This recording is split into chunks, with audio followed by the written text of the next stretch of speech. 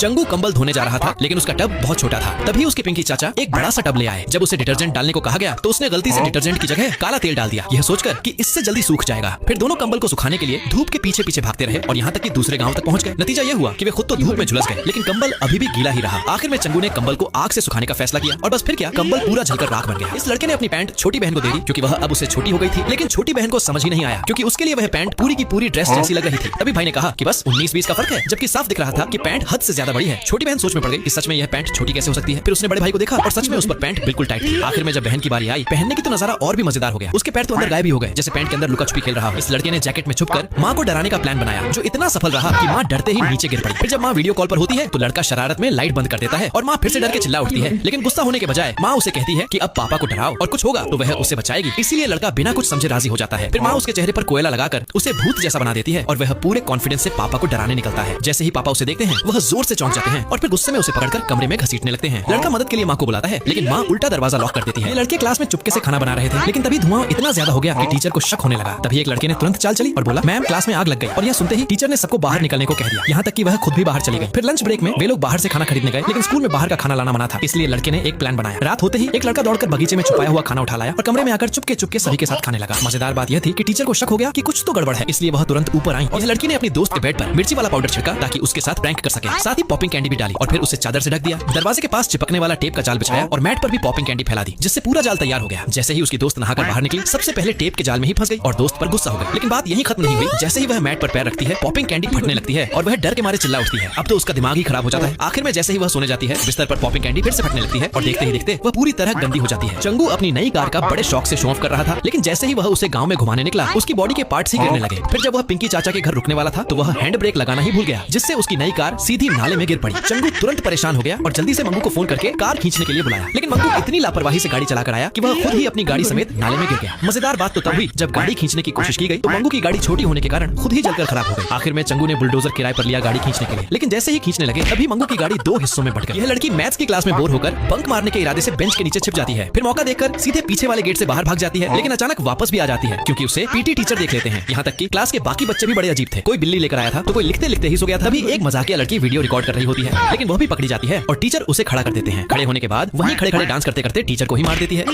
यह लड़की सस्ते होटल में ठहरने की हिम्मत करती है। जैसे ही वह दरवाजा खोलती है उसका हैंडल ही हाथ में निकल आता है। कमरे में घुसते ही उसे एक मसल्स वाली मोनालिसा की पेंटिंग दिखती है और वह हंसने लगती है। कमरा छोटा सा था और उसमें टॉयलेट भी था, लेकिन वह सबसे पहले चेक करने लगती है कि कहीं सीसीटीवी तो नहीं है। फिर वह शीशा चेक करती है और उसे थोड़ा गैप दिखता है तो वह सोचती है कि सब सुरक्षित है और राहत की सांस लेती है। लेकिन जब वह खुद को शीशे में देखती है तो उसका चेहरा अजीब सा एलियन जैसा लगने लगता है। ब्रश करते वक्त वह कहती है कि टूथपेस्ट बहुत तीखा है, लेकिन बाद में पता चलता है कि वह तो हेयर रिमूवर था। इतनी अजीब हालत